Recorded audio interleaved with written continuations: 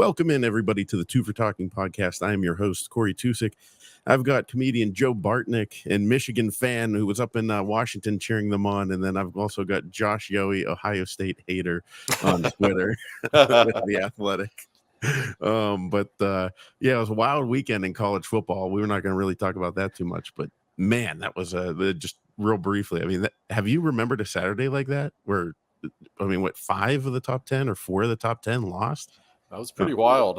I was too busy making fun of Ohio. I actually wasn't making fun of Ohio State. I was making fun of Browns and Bengals fans, which all the Ohio State people were giving me shit. I was like, no, whatever. Ohio State's great. Okay, I'm just making fun of all the other people. Whatever. Browns and Bengals fans, if you can't make fun of them, you're taking life way too seriously. Well, it was an excellent tweet by you. It was dead on, and I'll make fun of Ohio State because it's the only Big Ten school I could get into. I think that might be true, Joe. Not that I don't think you're an intelligent man, but I have heard that about Buckeye Land. I'm street smart. Let's put it that way. I'm not book smart. But so much to talk about. Thank God hockey season is 2 days away, because last night was like the longest night of my life. We'll get into the Steelers in the third segment, but good Lord, I mean, hockey couldn't come soon enough. And if I want to be bored, I'll watch baseball. Jesus Christ, that was terrible. But yeah, so the big news, guys, today is that the Penguins came out and have their roster finalized.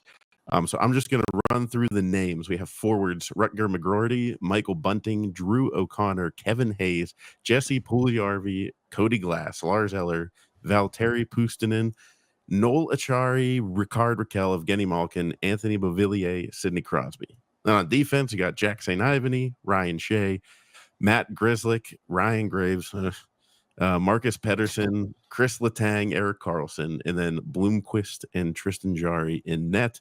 Any surprises there, guys? What do you think of the final roster? Yeah, I don't think there are surprises, and we should tell people you didn't hear the name Brian Rust. That's because the Penguins have put him on injured reserve. He's been banged up for about a week. This is not a serious situation. He might miss a couple of games, maybe. But like Kyle Dubas said earlier today, he is eligible to come back at any point. So we will keep an eye on him. He got knocked around in a preseason game against Detroit last week. He got crushed into the corner, and you could see him in some discomfort on the bench. He hasn't skated since then. So obviously, Rusty's nursing some kind of an injury, but I don't think there are many surprises on this roster at all, Joe. The only name that jumps out, I think, is Rutger McGroarty. I feel like Rutger had kind of a slow start to camp, and there was a line of thinking, maybe just let him go to the AHL like Jake Gensel did once upon a time. Let him play 2 or 3 months, and then he'll be ready. He was really good in his last couple of preseason outings. I think that's what made the team. For Rutger, I don't think it was a given he was going to make the team, but I think they finally said, is he one of our 12 best forwards? And they concluded, yeah, he is. So it's hockey season. We're all excited, but I especially, can't wait to see him play. I'm really curious to see how quickly he adapts to the NHL game. It's nice to have a prospect to talk about, isn't it? It's fantastic to have a prospect to talk about, Josh. And I'll tell you, I don't want to give it too much into the preseason because it is silly season, but I liked their last 2 games. I thought they played great, and I really liked the line combinations. I really liked the Jesse Puljujarvi, Lars Eller, Rutger line. Yeah. And for fourth line, hey, we finally got some guys that are, above 6 foot on a fourth line. I thought Glass had a nice fourth. Hayes looked like he gained, a half a step. And Noel Achari, where was that? I mean, he didn't score like that since juniors. I mean, I know it was preseason, but I mean, it looks so much better than we've ever seen. Since Phil Kessel was on the bottom 6. No, listen, the bottom 6 could be considerably better. I wouldn't be shocked if it is. Kevin Hayes, a lot of people are down on him, I think, in Twitter land and such, Penguins fans, because he's not the player he once was. And no, he's not fast, far from it. But if he's your fourth line center, I think that's okay. I think he can help you in that regard. You could see he still has that playmaking ability. He's still just a monster of a man. That doesn't go away. He's 6'5". I thought he was perfectly fine. He's a good penalty killer too. You mentioned it though, that third line, and in particular, Jesse Puljujarvi. I, I was watching him in practice today.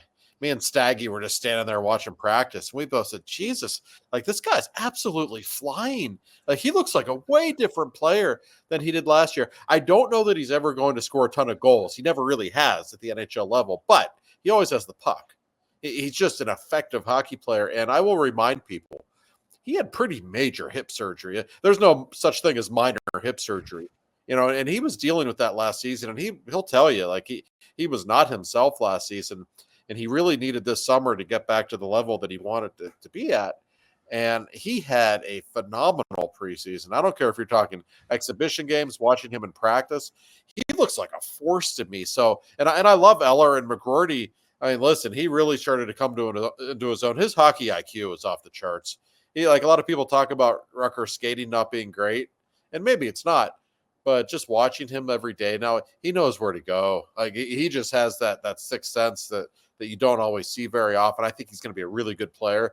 Keep your eye on that third line. They might really have something there. There's depth for the fourth line and size.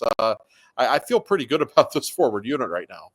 So do I. I have a couple questions though, because my man, the Rusty Razor. They say he can come back at any moment. I just, I don't like him on IR.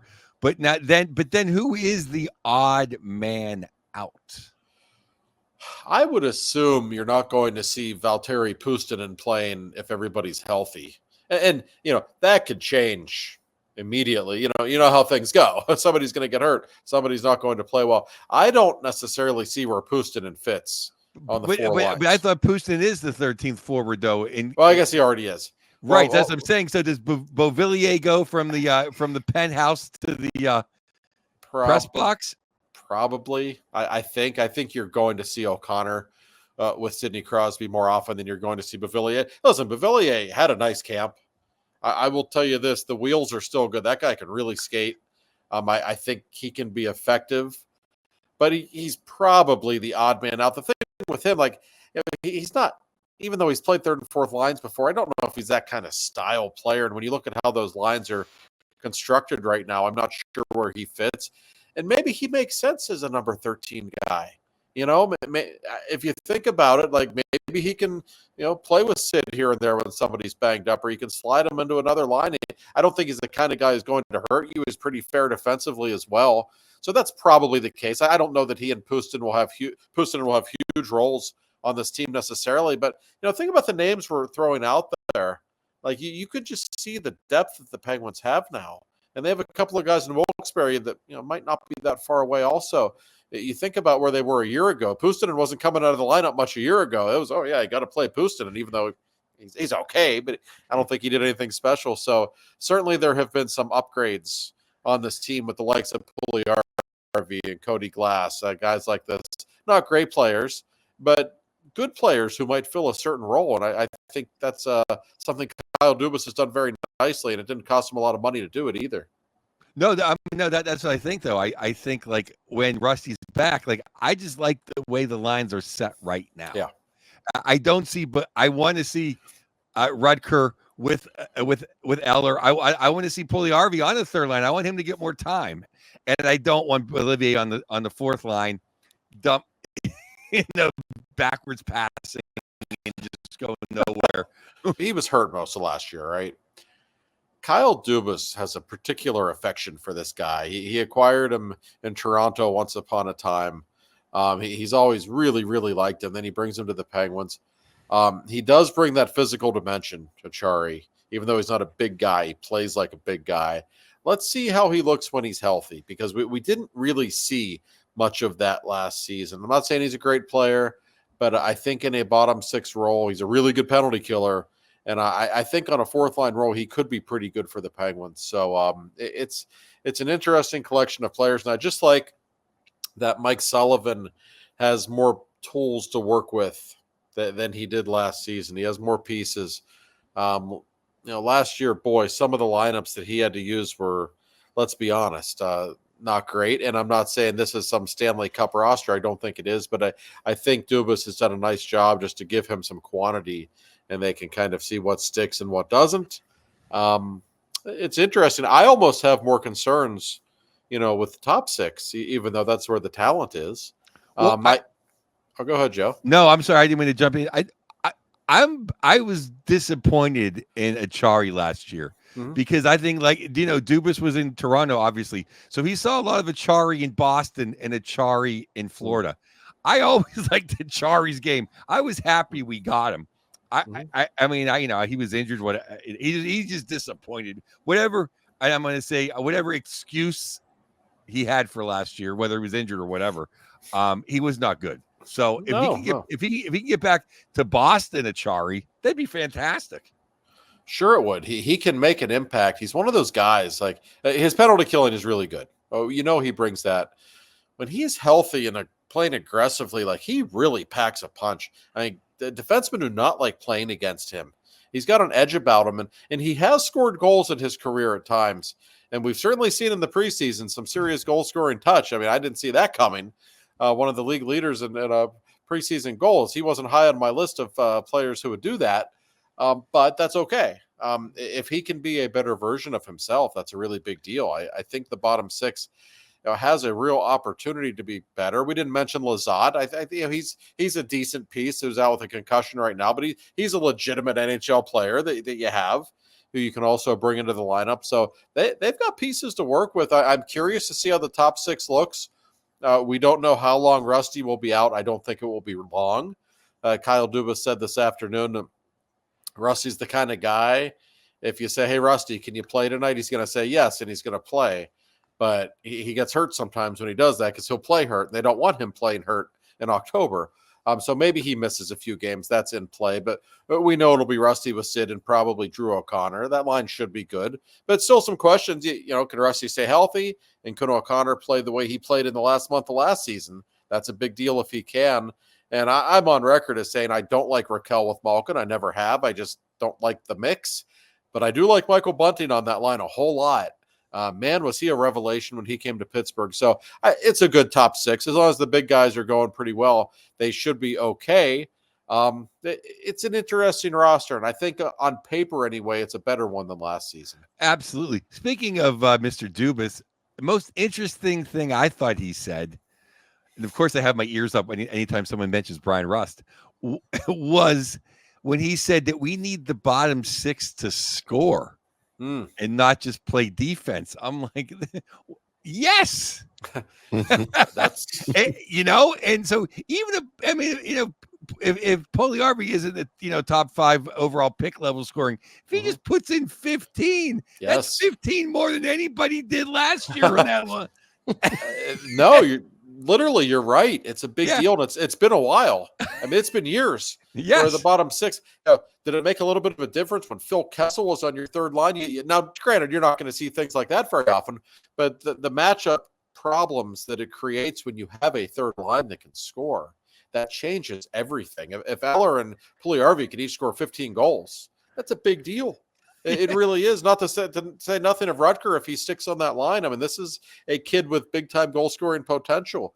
So it's not a sure thing that will be a great third line if that's how it is. But there is more talent there, and I think a higher ceiling than we have seen in previous years. And that's a really big deal. And it was refreshing to hear Dubas say that, because you got to move into the 21st century a little bit and realize, and I'm guilty of it too. I'll say, I just said third or fourth line style players. That's not as much of a thing anymore. Like, it still is a little bit, but you gotta score. You can't have Craig Adams out there left and right. That's not going to help you in this era. Absolutely. Yeah, it's interesting. And the other guy, I would like to see the Nigerian Nightmare maybe be the 13th, 14th guy, but he can go throw his weight around in Wilkes-Barre and come up when need be. When needed. That's right. That's okay. Yeah. Other than that, I really like the roster. I do too. I would like to see some of the Russian guys. I can't spell their names or let alone pronounce them. But maybe we'll see them at Thanksgiving. You will. That's the thing. They've got a few guys in Wilkes-Barre who I really think are close. They could have brought them up now if they had to.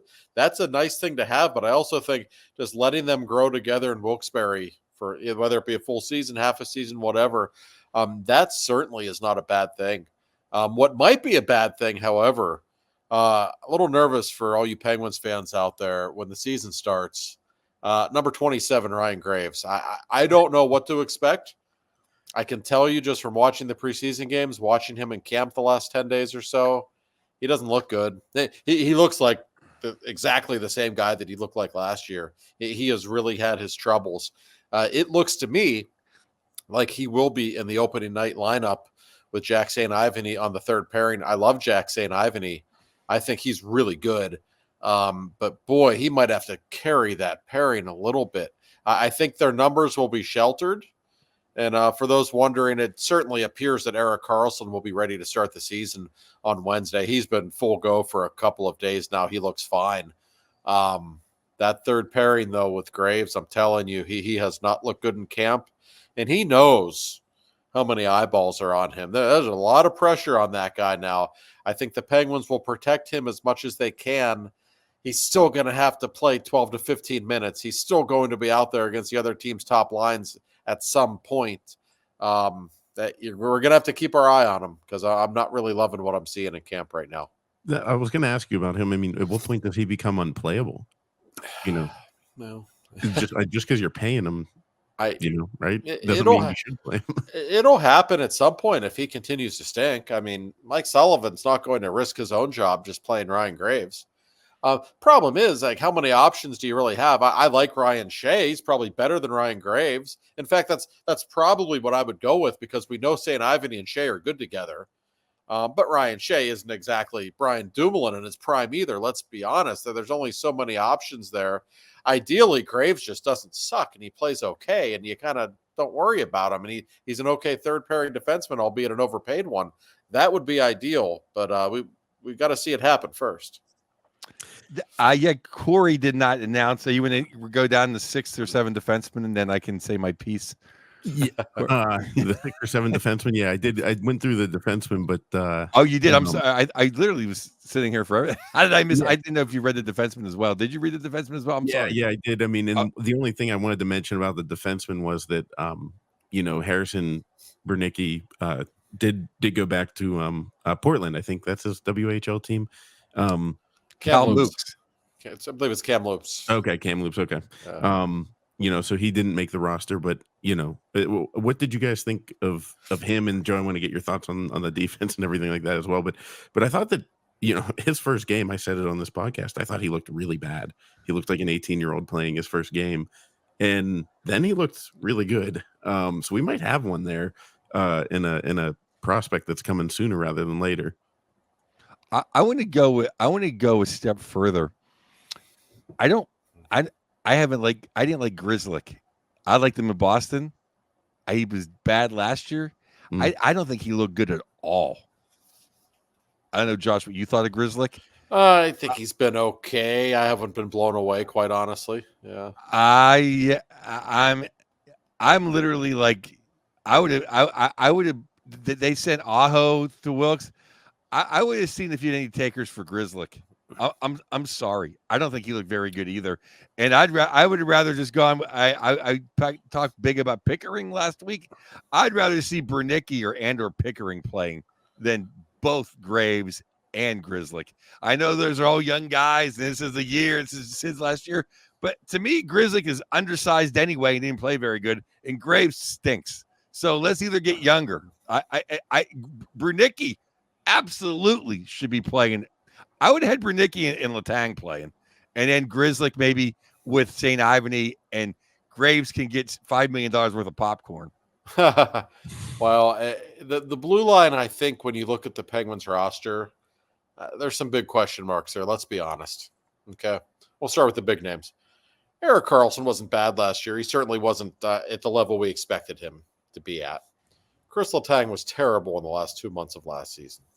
How will his form be? So those are two big questions right off the bat. As for some of the other guys that you mentioned, the younger guys, Owen Pickering really showed us something this camp. Haven't really seen it before. I don't think he's that far away. I think next season he probably makes the team out of camp, and we might see him at some point before then. I really like the progress he's made. Don't think he's going to be a star, but I think he can be a legitimate stay-at-home defenseman. Ideally, he becomes another Marcus Pettersson type. Now, I don't know. Marcus is really good. He's going to have to become a really good player to be at that level, but that should be his goal. I think he can be that kind of guy, perhaps. The other guy, the sensation in training camp. Some say it's Brunicki, some say it's Brunick, whatever. Harrison, let's just call him Harrison. Or as Mike Sullivan calls him, Harry. Listen, this kid is special. He's really special. And Corey, that first game you referenced, it's funny you say that. Kyle Dubas said the same thing. He said, man, was he terrible his first period. He said, I actually thought to myself, man, we might need to get him the hell out of here now. That just for his own good, let's set him down. He said, then all of a sudden in the second and third period, like he started to show me something. And then the next game, he just took off and he was phenomenal. He's 18 years old. I understand why they don't want to rush him. That said, do I think he's one of their 6 best defensemen right now? Yeah, I kind of do. I think he's that good. He missed some time with an injury last season in juniors. A lot of people will tell you he would have been a first-round pick had he not missed all that time. Sometimes, for whatever reason, guys go down the draft boards when they've been banged up. I think he's pretty special. I think he's clearly going to be a top 4 caliber defenseman sooner rather than later. And all of a sudden now, when you think about the Gensel trade, like you got this kid with that second-round draft pick who looks like he might be a star. I think worst case, he's going to be a good, solid defenseman. You got Michael Bunting, and you got 3 other prospects that look like they'll be solid NHL players. That suddenly looks like a really good trade, does it not? A little better than a Yager trade. Just a little bit, with all due respect to Michael Civic and Ross Lupaschuk and Chris Beach. Yeah. The Crease we all know what Chris Beach did. Yeah, he banged a couple hot chicks, is what I remember. Chris Beach did. It's the only time he got into the blue paint. I don't know why Graves can't go to Wilkes-Barre. I honestly, like, dude, you can't play. Like, he can't play. Like, he's terrible. I think October is going to be interesting. I think they're basically going to say, okay, we're going to give you a few games. Let's see how you look. And it's going to be interesting, Joe. You know as well as I, we've talked about this, especially if you're a defenseman. Look at the schedule they have. You got the Rangers opening night. You got to try to keep up with all those Red Wings guys on the second night of a back-to-back. Then you're going to Toronto to face Mr. Matthews and company. And then, a week later, you're playing McJesus out in Edmonton, then Vancouver and Calgary. I mean, there's some serious talent that the Penguins blue line has to deal with in the first month. All eyes are going to be on Graves. He's really going to have to show something. That's how would it hurt to keep Brunicki for those first 9 games? Well, I just think they made up their minds that it would be better for his development. And I don't necessarily agree with this, to just let him keep playing at the junior level for a while. Maybe they think just because an 18-year-old looked good in preseason games against, teams that didn't have a full complement of NHL players, that doesn't mean he's necessarily ready for this level. But is Ryan Graves ready? No, probably not. And I'm actually a pretty big believer that if a guy is going to be good, it's not going to screw him up by bringing him up too soon. I think teams worry about that too much sometimes. But, Graves, to get back to the original topic, maybe he'll surprise us. Maybe he'll play okay. I'm not seeing much indication or evidence in training camp that he's a different player now than he was in March. That's what I mean. If Graves is in the press box for the first 3 games and Brunicki's -7, then Brunicki goes to Kamloops and Graves comes in. But let's just say he's even after 9 games and we're 5-2-1. Yeah. Then we keep. I just didn't see the risk for how good he looked and how much we need a left side defenseman. Because, everyone loves Ludwig when he punches someone in the face, but he's either going to get hurt or get beat. So, he's, it's like he's not the end. We need another left side defenseman. And it's like we got a miracle. We got a guy. And then we just we're going to give him away. Let's hope Kamloops doesn't make the playoffs. We can get him back in February. Well, you don't have to worry about John Ludwig screwing up defensively because he got claimed on waivers by the Colorado Avalanche. So he did. He did. So he's gone anyway. So he's out of the equation. Wow. I apologize. My ignorance. That's You all know, right. it was funny. Colorado needs another thumper back there anyway, so he'll probably play a little bit out there. I think this happened when you were partying with the Michigan fans in Washington the other day. It happens. No, Wow. he and Sebastian Aho is going to be in Wilkes-Barre. I got to be honest, he didn't have a very good camp. I was kind of expecting to see more from the former Islander. He looked okay, but he didn't look great at all. There's not a lot of depth on the blue line for the Penguins right now. Luckily, and Dubas went out of his way to mention Owen Pickering. He really made a leap, I think, in the last few months. He's not too far away. That's a good thing. Well, Aho was pretty bad last year on the island. Yeah. So, yeah, he's trending downward, I think. I mean, that's what I mean. I mean, we're not in the national segment yet, but I mean, I know that Lou Lamoriello is has more of an iron fist than Dubas, but I mean, they said Pierre Engvall, they waived Engvall, so it's not like you can't shoot one, shoot one high. No. I mean, they could have just said, "Hey, Graves, let's see if anybody wants you." And send, I don't know. I just think to get him out of the way. Let anybody younger. After this season, if this continues with Graves, they might just have to buy him out.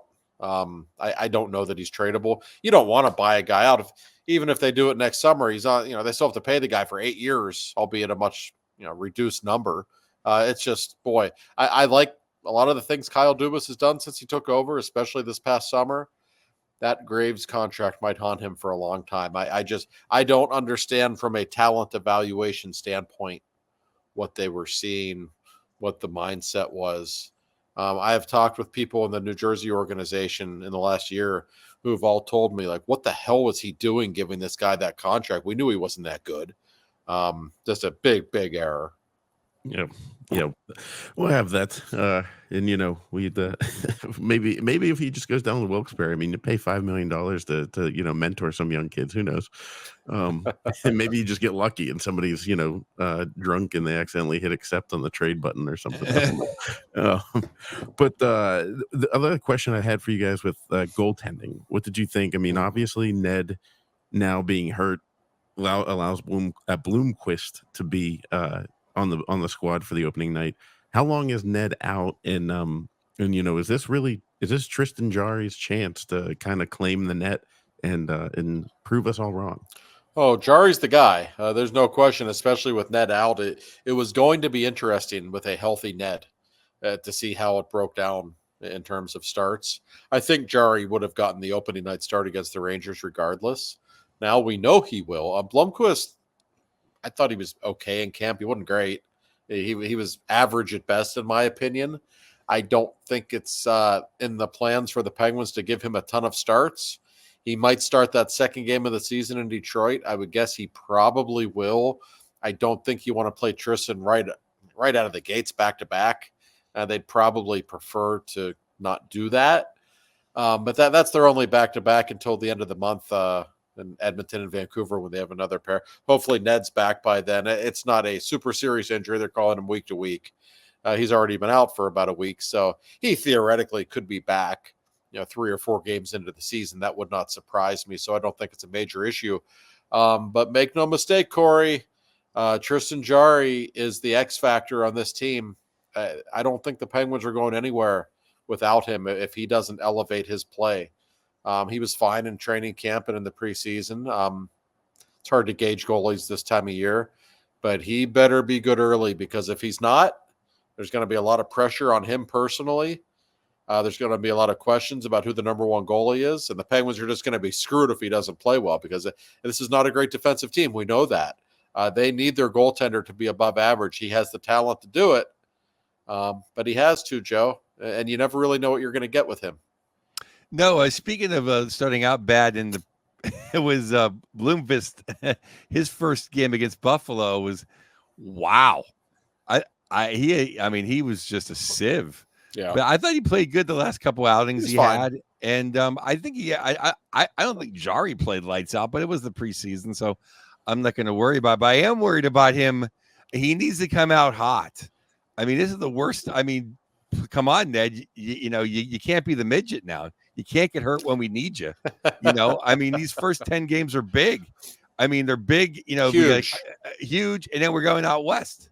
So, it was a perfect time for Ned to be ready in case Jari faltered. So, I don't like Ned being unavailable for this, but maybe a little bit of pressure like, hey, Jari, you have to be the man now. Maybe that's even better than pressure of someone's on your heels. At any rate, he needs something to kick him in the ass. And we keep talking about October. I'm going to read this schedule real quick because I don't think, I don't know if everyone understands how difficult their October is. And I think just where they are as a franchise, they can't get off to a 2-6 start. That's going to be a problem. Here's the schedule. Home to the Rangers. At Detroit the next night. At Toronto. At Montreal, where that's often a tricky place for them. Home to Buffalo. Okay. Home to Carolina. That's tough. Then at Winnipeg, at Calgary, at Edmonton, and at Vancouver on back-to-back nights. Then home to the Flower in his last ever game in Pittsburgh. Then home to the Ducks. Should get a win there. But it's a really brutal schedule with all those Canadian road games early. They've got to be sharp early on. And I'll tell you, I like how they've played their last few preseason games. I like what I've seen in camp. I'm reminded of a couple of years ago. When Crosby and Malkin were hurt to start the season, the Penguins went down to Tampa and just beat the shit out of the Lightning in the opening game. Then they went to Florida and played pretty well. They had that really good start to the season. Sullivan had them so ready to go that year, and I'm seeing some similarities to this team, and they had better. A good October will do so many things. Kyle Dubas said it today. He said, hey, we missed the playoffs by a point or two last year. He said we went 3-6 in October, and we lost at home to Anaheim and Chicago. That was the difference in making the playoffs. We have to be more ready at the beginning of the season. So starting with this Rangers game, I'm really fascinated to see how they come out. I think they'll play well early on. I actually think they look sharp right now. I think they understand the importance of these early season games. I'm very curious to see how it goes. It's funny. You look at those like 10, 12 games, you can only really pencil in like 4 wins you think that are going to happen or should happen. Mm-hmm. Thank God Sullivan's not Tomlin. So he might actually win the games he's supposed to win. But it's a very tough early schedule. And I will say this, I've said it for however long I've been pretending I'm a journalist. You can't win the Stanley Cup in October, but you can certainly lose it. Yes. Well, of course you can. And we've seen it over the years. So, and hey, we talk about how nasty the schedule is. They could get off to a slow start. Well, the flip side is, what if they get off to a good start? Well, what if they have a couple of good road trips and they're, 7-3 after the first month or whatever, and all of a sudden everyone's feeling good about them. A few more tickets are getting sold, and we'll see. Yeah, you roll into the night before Thanksgiving, happy, and then it's good times. Absolutely. It will not take long for me to drink that Yinzer Kool-Aid and they start 2-1 in the season, get 4 points out of the first 6 possible. I'm going to be all in. But imagine being Buffalo. You haven't even been in North America, and you're down 4. You're down 2 games. I think the Devils are pretty good, by the way. Oh yeah, the Devils are great. I mean, Lindy Ruff, the Lindy Ruff Bowl over in Chechnya, he comes with nothing. But the Devils they're a really good team. Now they have a 4-point advantage on everybody. Yes, they are. Yep. All right. Well, that'll do it for the first segment. I mean, we got our first game here in less than 48 hours, so we're ready. And before you go to the game or before you watch the game, you should probably get the best insurance man in the world on your side, and that would be the Reg Dunlap of insurance. Take it away, Josh. The Reg Dunlap of insurance, Bill Neofus, he gives me these ads to read every couple of weeks. He comes up with a new one. And the great man that he is, he's in Las Vegas, but he still took time to get back to it. Of course he's in Vegas because, let me tell you, he doesn't like us to publicize this too much because he's a straight and narrow kind of guy, but he enjoys Sin City a little bit, this guy. But anyway, he has come through with some new information. This is actually interesting, and it's going to get interactive with you two in just a second. So bear with me. The Neofus Insurance Group wants to remind everybody that October is Cyber Security Awareness Month, which I did not know. Here's a quiz, guys. How long does the average identity theft take to resolve? Over or under 80 hours? Does anybody know? I would say over. Over indeed. The average identity theft takes 100 man-hours to untangle, which I did not know.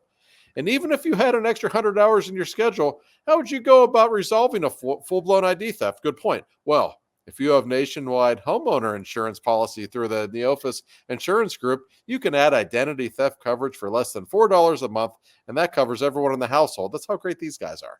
If you're the victim of ID theft, you simply make one phone call to Nationwide, you're good to go. Their partner untangles the nightmare on your behalf. They alert the credit services, put holds on your accounts, help restore documents, represent you in court if necessary, all for $45 a year. These people are the best. I'm telling you, 15 years ago, if one of us had our identity stolen, it would probably be our fault. Not anymore. If it's not Target getting hacked, it's your doctor or the hospital, and on and on. So give your friends at the Neophis Insurance Group a call, 412-364-3388. They've been doing this since 1960. You can trust these people. So thank you again to Bill, our favorite sponsor. Yeah. And hey, Bill, if anybody wants my credit, they can have it. That makes two of us, in fact. Oh, my God. Can I run an ad for someone to steal my identity? Please. Yeah. I say, like, I do well with the liquid, but you don't want my credit score. Trust me. That's funny, Joe. I used to say to people all the time before my student loans were paid off. I used to say, like, hey, somebody want to steal my identity and take this on? Yeah, I'd be thrilled. Please, it's okay. I'll buy lunch. It's fine. Yeah, you can't have my dogs, my Lemieux jersey, but you can have my credit. That's right. In all seriousness, the $4, like, not to pump in too much, but $4 a month for an identity insurance or theft that covers your entire house. That's insane. I mean, that's like I got to get that added to my policy. Not bad. Yeah, but well, guys, we had a little bit of news, national news, and we'll start with a couple goaltending items. But Jeremy Swayman, we know a Boston friend of the show that was probably eagerly awaiting the signing, because I'm sure you guys saw the meme. They had their two great goaltenders in Allmark and Swayman hugging after a victory, and then somebody photoshopped them out because they didn't have a goaltender anymore. Both of them were gone. I got to say, it was a little interesting that it took that long for Cam Neely to take a cheap shot. And that's a great line right there. It took a cheap shot for the first time. I don't think he's ever been involved in one, but I don't know. I thought it was weird how that whole Swayman thing went down. What do you guys think? I think Cam's mouth cost him $4 million is what I think. Yeah, no, that sounds about right. By the way, every time I'm in Boston covering a game and I'm on an elevator with him, all I do is look down at his knees and I just think of Ulf, and I can't help myself. I always have a grin on my face, like, oh man, Cam Neely's on an elevator with me. I'm going back to 1991 when 11-year-old Josh thought that was pretty funny, that whole circus. You just don't see it very often. What Neely did, it was a curious negotiating tactic, I guess I would say. But it didn't. I just didn't think it was smart on his part at all. And guys around the league see stuff like that, and they're not going to want to play for somebody who behaves in that manner. So I don't know, Joe. I just thought it was kind of foolish on his part to go in that direction. I thought it was foolish calling them out, because then it looks like someone's backing down. It's just kind of, to play it out in the press is really kind of low ball amateur stuff. But what I thought was even dumber was not having him signed when they traded Allmark. That's what I thought the biggest mistakes in signing John Tavares before you had Austin Matthews signed. DM mistakes. That's right. How does that? And I'll be honest with you, I didn't even realize. I wasn't paying that much attention around the league. I had assumed Swayman was already signed because of that. Then I was looking over the roster. I'm like, oh, geez, that's right. Swayman's not even signed yet. Like, what are they doing? That would seem to, very much indicate, hey, you're our guy, so let's get something done. And I by the way, I think Swayman's really good. I mean, I think he's a terrific goaltender. Some people will suggest he's a product of their system and they're a good defensive team, and they are. You'd love to be the goaltender for the Bruins, I guess. You're not facing 50 shots a game, but I think he's really good. That said, that's a lot of money for a goaltender who's never really, won that much, other than a lot of regular season games, but they kind of had to sign him. They didn't have much leverage. No, if anyone's seen Corpusalo play hockey, which I did last year, no, they had no leverage. No. I'm surprised he didn't wait a little longer. But then all of a sudden, when they go 6-2, he comes back with his hand out. I'm shocked he signed a few days after the Cam Newton thing. I really thought that was kind of low class. But I think it's a fair deal for Swayman in the sense that he probably is a $10 million goaltender if he if he played 2 more years. Right. But the fact is, he's only played like 2 or 3 years, and he's never really been the man. Yeah, that's been kind of peculiar the way they've handled their goaltending situation the last couple of years. Listen, they're always good, and they've had 2 good goaltenders, but that can cause problems. And we saw it with them in the playoffs a lot when they would do the whole rotating goaltender thing. That doesn't work. Like, I'm sorry. And I know the Penguins had, Flower and Matt Murray, and that was kind of a tough situation. But everybody knew when Matt Murray was healthy, he was Sully's guy. And that's okay. That, a team needs to know who its number one goaltender is, I find. Most players, they will downplay it, say, it doesn't matter, we still have to play, blah, blah, blah. But deep down, I think they like knowing who the guy is. So it was a curious situation the last couple of years, and that there was really a 50-50 arrangement. But that said, Swayman's really good. I thought he was terrific last season. He's a young guy. So, the number probably works. And also keep in mind, even though I'm not a huge proponent of paying goaltenders huge amounts of money, the salary cap's about to skyrocket in the next couple of years. It's really about to go up significantly. So there's nothing wrong with locking up a good young goaltender the way they did. No, they might just want to go about it a little differently than in terms of, what certain people in the organization are saying publicly. Yeah, well, I think it did cost him $4 million, but It might have. But just by saying that, but I do think it's a totally fair deal for both parties. I think him getting 8 years, it may be a little less now, but I think a little more than he probably would have got from other teams, and I think 8 years is a good lockup, but he'll still be young enough to go again if he wants to for another round of negotiating. No, so that's right. I think it's a completely fair deal, and no one's going to wish they were playing with the Bruins in front of him more than Allmark will be when he's in Ottawa. He'll find out how easy it was to play for the Bruins. Yeah, we'll see how good he is this season. I have my concerns for him. I mentioned the Bruins, when you're their goaltender, you're not giving up 50 shots a game. Might be a little different playing in Canada. I assure you that's not a defensive juggernaut in Ottawa. No, and he has a lot of pressure on him too, because once again the Canadian media is pretending Ottawa's going to be good. Yeah, they really are, and they do every year, Josh. It makes me sick. I don't see it. That's a really below average roster. They've got a little bit of talent, but they're going to give up a ton of goals. Absolutely, they are. Yeah. One highlight from them. That's all. That's all it takes. One nice goal, and all of a sudden the Canadian media jumps all over Ottawa. I mean, they do it for any of the Canadian teams. They have enough good teams in Canada, so it's okay to acknowledge the Senators aren't very good. I mean, the Leafs and Oilers and Canucks are really good. Just be satisfied with that. Yeah. The Leafs just. It's funny. I was on a business call with a guy, and halfway through it, I'm like, "Where are you from?" I heard his accent. He said, "Toronto," and I said, "Oh, I'm in Pittsburgh." And he said, "Oh, I love going to Pittsburgh for games. It's cheaper, blah blah blah, and plus I get to see a winning hockey team." Yeah, Sounds like a Leafs fan. Yep, I was like, "That's Toronto for you." Joe, you texted us out ahead of time too. Another interesting story was the Robin Lehner, and I'll be honest, I did not see this, read into it much. I saw it, tweeted out a little bit, but. What do you guys think of that situation? So his contract, they could have avoided it, but now the Vegas Golden Knights are paying it.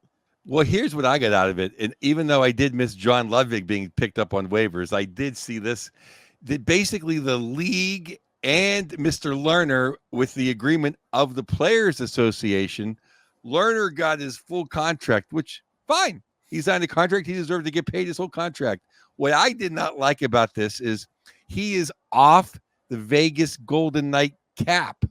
He's he doesn't go against the cap, which I think, and I've never used really bad swear words on this show because I've tried to be, is absolutely effing bullshit. They signed the guy. He should be on their cap. They knew he was a nut job. So they did. I'm sorry. It's like it should be like an over 35 contract. Hey, everyone knows Gino's old and Sid's old, and if they retire, well, then they knew better, and it's their fault. It's the same thing. You knew Leonard was a nut job. Now he's off your cap. I think it's BS. How many times do we see Vegas get breaks from the league? I mean, it's to the point where a lot of hockey fans, bring it up every time it happens, and for good reason, I think. No, I completely agree with you. I don't like this. And Robin Lehner, listen, he's been very open and public about his issues with alcoholism and mental health, and I'm not going to make fun of that. But you can have issues with that and still act like an asshole. And I think he does that. He does that a lot. And I'm sick of him. I'm sorry. I wish him well with the troubles that he's had. I mean that sincerely too. I have no ill will toward him, but I'm just tired of his act. He has a self-importance about him that I think really gets old after a while. And for another guy who's never won anything and made an enormous amount of money, the whole situation kind of stinks. And for Vegas to get away with this once again, listen, they've done a lot of great things since they've come into the league. I give them credit. But has an expansion team ever been given all the things they've been given in the last 7 years, starting with the Hall of Fame goaltender? Have they just been handed everything? It's no secret the league has wanted them to thrive, and they have, by God.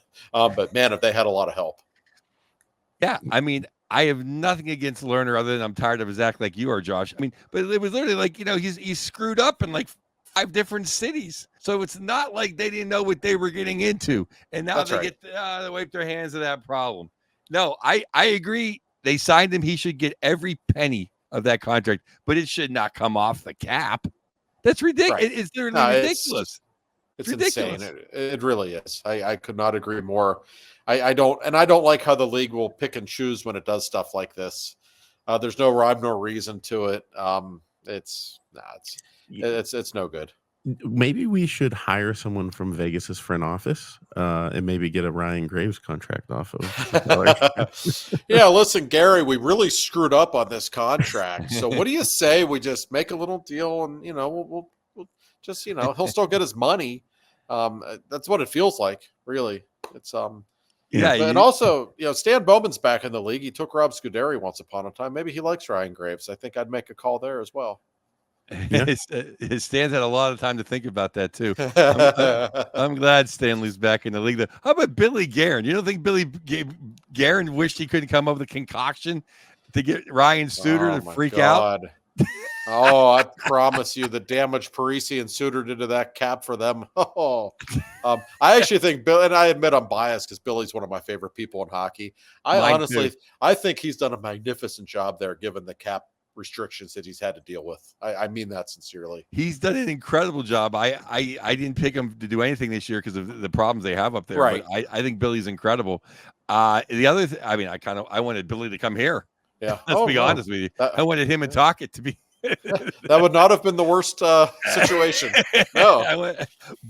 That being said, speaking about negotiating in public, Leopold, the owner, just said Carroll's not going anywhere. We'll pay him whatever he wants. I'm sure Guerin the first day they're out of cap hell next season, when the buyouts are gone, he's going to pay Carroll $17 million a year. I know there was some talk that Carrill and the Blackhawks and Chicago is kind of interested in him in a couple of years, which I wouldn't blame them if they would be. That would make perfect sense, of course. So yeah, I don't know. Lots of people want to play in Minnesota, but it's usually only the people who are from Minnesota. All right, those are the ones who really want to play there, it seems. So that'll be interesting moving forward, because the Wild in their current, when did they come back into the league? 2000, something like that, when they. Of course, they left to go to Dallas, I think in 92. That Minnesota Wild franchise has never had a star until Carrill. He's literally the only star they've ever had. Right. I remember he set their franchise record for points in a season. I think it was 83 a couple of years ago. I was talking with Mike Russo, our great beat writer who covers the Wild for The Athletic. I said, Mike, in all seriousness, that was kind of a below average first half for Barrio when he was healthy. I'm not kidding. And he couldn't stop laughing. He's like, oh God, you're right. He said, how many Penguins and how many times has a Penguin gone over 100 points in history? I said, I don't know. I added it up for him. It was a big number for Minnesota, 83 points in a year. That was rare error. So yeah, that franchise needs to keep that guy, quite honestly. Oh, 1,000%. Yeah. Minnesota Wild. Anytime, if you got tickets to a Penguin game, you're like, please don't be against the Wild. Please don't be against the Wild. Well, thank God for Flower. At least you get to see Flower if he's there. That's about the only saving grace, though. Yeah. We love the Flower, but all right. Well, that'll do it for the second segment. We're gonna come back and talk a little Steelers. They burped up a game and really ruined everyone's night or Monday morning. So we'll talk about that on the third segment. Welcome back to the third segment of Two for Talking. And gentlemen, last night the Steeler game started at 9:45 Eastern and ended at 1 a.m. And how was I supposed to go to sleep after that? I was just I'll start off by saying this. I mean, they lose 20-17 on a last second touchdown to the Cowboys. And I wrote this on twofortalking.com and pushed it out today. I'm sorry, but Mike Tomlin, like, the more time goes on, the less I think he's of him as a coach. I used to defend him a lot, and since 2021, since Ben's been gone, and even kind of his last year, they're like unwatchable. Like, they're if I wasn't a Steelers fan, I would be miserable trying to watch a Steelers game. What did you guys think of that? It was just brutal to watch. I disagree with that take because as a Steeler fan, it's much more miserable to watch that game. Good point. No, it was a terrible game. I've yet to see the difference between Matt Canada's offense and this guy's offense. I would accept there's a couple more tight ends dropping passes. I don't know why they didn't keep the white kid in. He looked like a quarterback. Well, listen. I think the big thing with the Steelers is the way they're set to play. If they can't run the ball, they're screwed. Okay, this is not a great passing offense, regardless of who the quarterback is. I don't care if it's Russell Wilson or Justin Fields or anyone else. They've got one target to throw to. Okay, and that defense, we've seen it for years now. Okay, when that defense is on the field for too long, they run out of gas. They're just not built to be on the field for 35 minutes. They looked so exhausted in the second half of that game against Dallas, and part of it's on them for not being able to get off the field. I don't think there's any question about that. But also their offense stinks. So, and when you can't run the ball like they haven't been able to run the ball the last 2 weeks, it's just a major problem. And that was a bad loss, guys. The Cowboys were banged up. I don't think they're that good anyway, to be honest. And the Steelers just kind of got punched in the mouth at the end of that game. That was a humiliating way for their defense to lose that game. Yeah. It was not a good look for the defense. I have a problem with Cam Hayward and Mr. Watt taking a break. Yeah. Me, Joe Green, and Jack Lambert weren't like, hey, I played 50 plays. I got to take a break. It's only like the final drive in the fourth quarter. I got to sit down here, take a break. I really, do Sid and Gino, hey, we had too many. We run the power play too much. First period, we can't play the third even though it's 2-2. I just, you got to, Jesus Christ, get in the game. If you're tired and you get beat, fine. I don't want to get beat by guys I've never heard. I want to get beat with guys I never heard of. No, I would agree with that. I'm a huge TJ Watt fan. We all know how great he is. He's a Hall of Famer. My only gripe with him, boy, he checks himself out of games a lot. He really does. And I don't know why endurance seems to be an issue. And I realize, games, because of, everybody throws the ball so much, there's just a lot more plays in games now and a lot more passing situations, and pass rushers do get tired. I remember Peyton Manning always used to say, in the second half of games, it's so much easier because pass rushers get tired. And I think there's something to that. But we see it with the Steelers a lot the last few years. That defense, when they're tired, it happens quick and they're screwed. And it is kind of an old defense. I mean, Cam Hayward looks great early in games. He's doing good things, but you could see him just out of gas in the fourth quarter. It's just, I don't know. All of a sudden in the last 2 weeks, some red flags have clearly popped up. Well, let's say he does get tired against Cleveland in week 2 on NBC or whatever, whoever carries the games now, CBS. But there was more commercials in that primetime game. That game took 7 hours. I know. That was like a telethon. You can't tell me he couldn't catch a breath in those 9. It took. I mean, there's like so many commercials, and then, like, Cam didn't play for a long time either. When they were running right up our ass, Cam wasn't on the field. Cam, if you're tired and fall down, you're a better lineman than half the guys that were out there. That's actually very true. And that's funny you say that, Joe. I was watching the game with my mom, and I looked at her in like the third quarter. I said, Jesus Christ, are there more commercials than usual in this game? Like you're right. It was, you thought maybe they would try to speed up the game a little bit because it started so late, but no, it was a long game. What a bizarre set of circumstances too. I was talking with a buddy of mine who was at the game last night. He said, this is like top 5 drunkest crowd I've ever seen in my life. And I'm sure it was. I mean, you know, it's a night game. You give Yinzers an hour and a half to do nothing in the stadium other than drink. I mean, yeah, that was not a game for children to be attending. I have zero doubt. And listen, I should say this too. It's the NFL. Like, because you lose a couple of games isn't the end of the world. I don't think anybody in this league is that good. We thought Buffalo was world beaters, and all of a sudden they've lost 2 in a row. We thought Denver was one of the worst teams in the league. They've won 3 in a row somehow.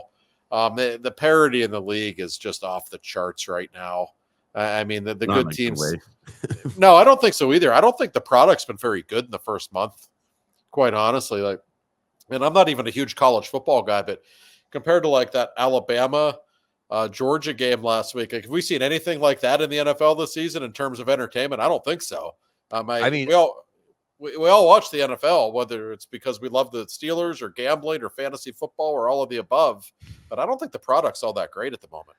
No, I mean, I was live at the Michigan-Washington game. It was an incredible game.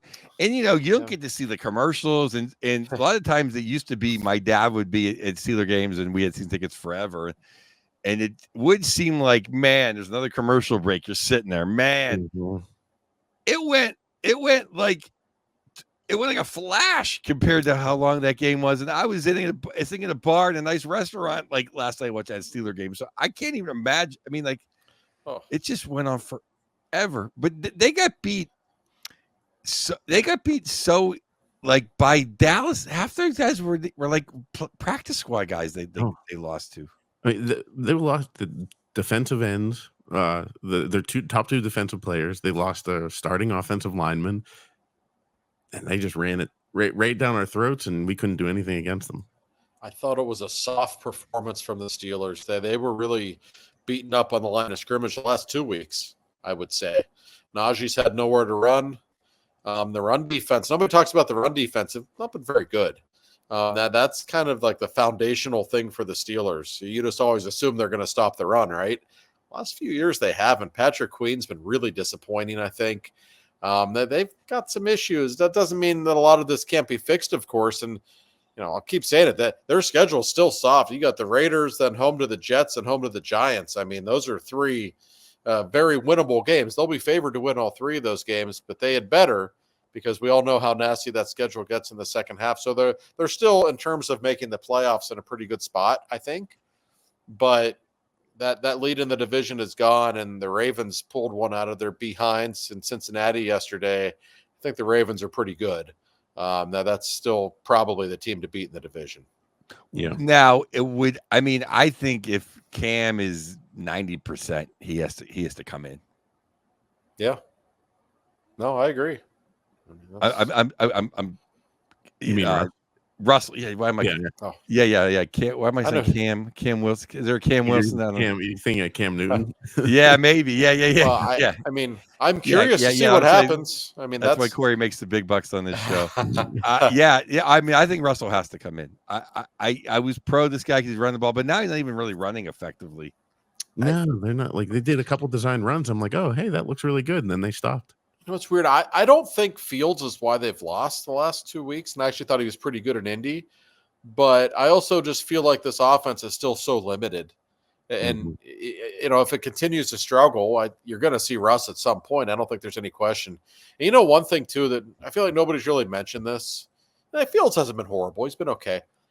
How many times has he fumbled and the Steelers just happen to have recovered his fumbles all season long? They're like 4 or 5 at least. The narrative, I think, would be much different regarding Justin Fields if all those fumbles had gone the other direction, because he's always been incredibly careless with the ball.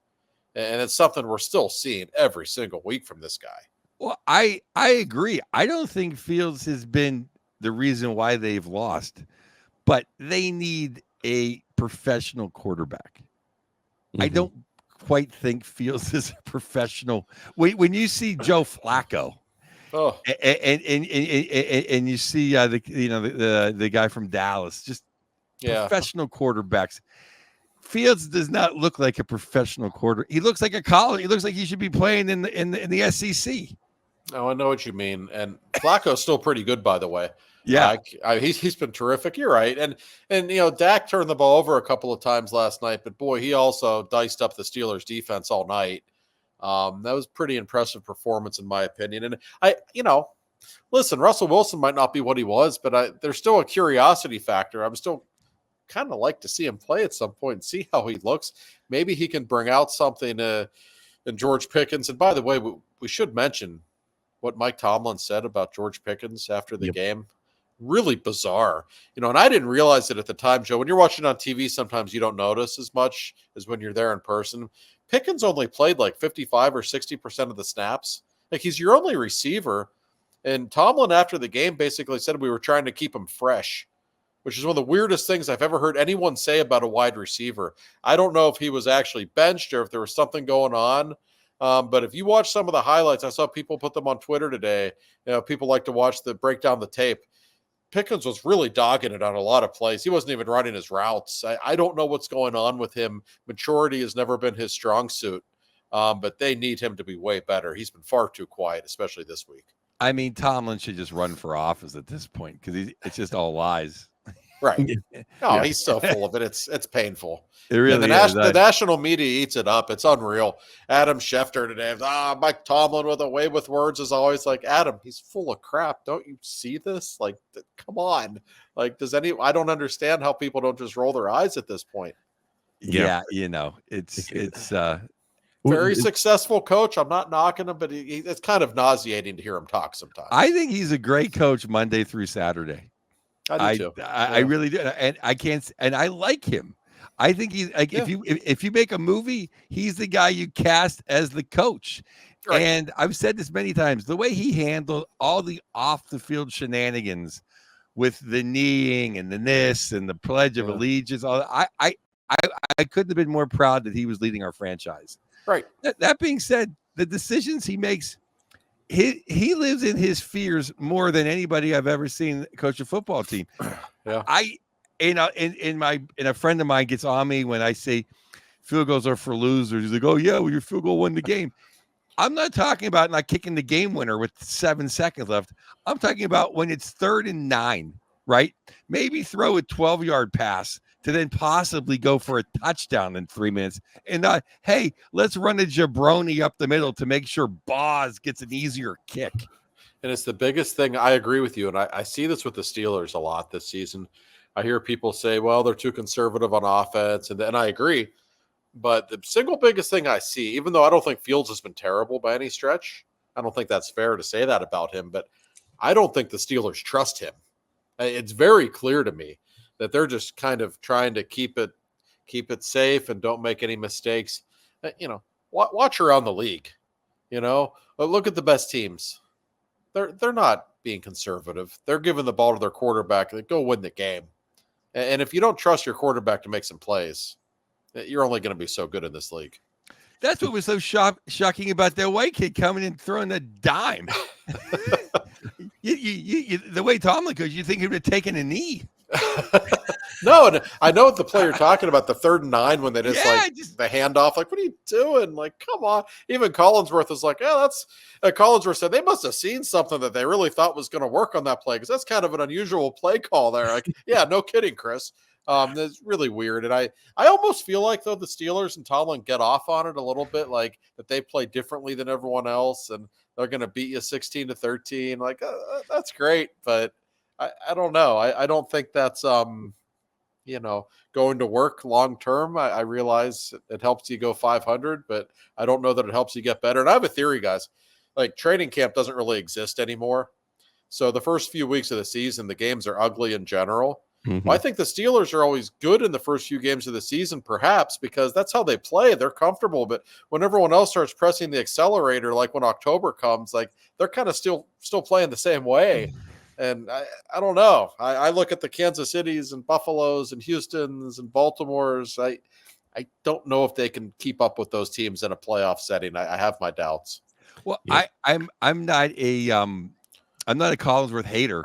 Unlike a lot of Steeler fans, a lot of people around the world, I'm not. But he said something very much like, "Well, you're the national guy who doesn't watch all the games." He said, "When do you see the Steelers have a bad tackling game?" It's like, I don't know. Since Bill Cowher was the coach, I thought every game they haven't tackled.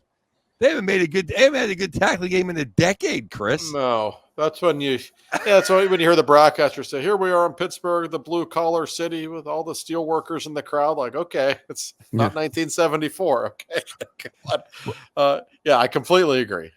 Chris was out to lunch on that one. Yeah, it's funny because the guy, and I forget his name. I'm not trying to protect him, but a guy on Sirius XM radio, he said he was saying that he said that Gino had a really down year last year, and he said somebody else had a great year, and I'm like, it felt like I was me on puck off talking on my ass. What? Like, where were you? Oh, one of my favorite. I'm not a Collinsworth hater either. I think he's pretty good actually, even though he's kind of can be irritating. But my favorite Collinsworth line, he was talking about Jay Peasy and Peasy Jr. And he said, he's really become that number one lockdown corner. I'm like, okay. But then you look at, the Pro Football Focus, which Chris Collinsworth owns, by the way, and they put Porter 94th out of 98 cornerbacks ranked in the league. Like, wait a second. Like, the company you fund has him ranked there, and you're saying he's become the shutdown corner this year. That's very interesting. That's good to know. I thought Florio runs that. Organization. Collinsworth's involved. I don't know to what extent, but yes, he is. So that was kind of funny to me. That far down, right? I don't see it at all with him. I don't know what's going on he's there. Like one of the lone bright spots, and other than him trying to punch the ball instead of tackling on that one play, where he probably should avoid that in the future. I would feel agree. Like his dad is probably not too thrilled with seeing that tackling effort. No, I enjoyed seeing his dad celebrating in the press box after his interception. You could tell Peasy had a couple beverages in him. He was feeling it. It was like the old North Allegheny parking lot. He was ready to go. Yeah, he was. Yeah. It was just a brutal game for the Steelers. And, it really, I don't know what else to say other than, George Pickens, get your crap together. And, if you're not going to be a part of the team, but I do want to see Russell Wilson come in, because the Steelers haven't had that guy that takes, 2-step, 3-step drop, boom, foot's in the ground, ball comes out. Because if you watch, it's Kenny Pickett, Mitch Trubisky, Mason Rudolph, I guess was okay, but Justin Fields is not diagnosing. Like, he doesn't know where he's going to go with the ball ahead of time, and he's missed some players, like some wide open players. Were on TV. I'm sitting there going like, there. Like, that guy's going to be open because he's moving and nobody's going with him. To win games in the NFL, you need a quarterback that can drop 3 steps and no, not there, there. And that's what separates guys that win playoff games and guys that don't. Well, all they need is Devontae Adams, and I'm sure everything will be fine. But I don't. And if I'm Devontae Adams, by the way, I'm not sure I want to come play on this offense. I'm guessing that wouldn't be his top choice. No, I know. I have a question for both of you guys. If whoever knows. Now, and I'm spacing the gentleman that has the wife beating charges that gets to come back in 10 games. Oh, Cam Sutton. Okay, does he replace Ben Bishop II? Yeah. Okay, because that guy gets burned. Oh my God, he's like toast in a shitty diner. Yeah, really. Okay, because he seems to be the biggest weak spot on. Not that they all kind of haven't stunk in their own way. That guy needs replaced or helped or something or other. Yeah. I think we found out why he went undrafted. Starting to have Usually, that look. whenever an undrafted guy makes the team at a camp, everybody goes, "Oh, why did everybody pass him over?" And now we're like, "Oh, I got Yeah. Hey, maybe that's it. Yeah, on he's not Donnie Shell. No, not quite. Not If you quite. saw the one play, he was facing the opposite direction while the player was running with the ball behind him. And Never a good sign. No. no. All right. Well, that'll do it for us here on Two for Talking. And tell you what, everybody, enjoy it. It is hockey season. Penguins start. I couldn't be more excited. It's like Christmas morning for all of us. So yeah, if you want to get in contact with the show, just email us, contact@twofortalking.com. We got a lot of exciting things in the works, and we'll be sharing that stuff soon. But yeah, you can reach out to us there, and we appreciate you guys, and we'll talk to you next week.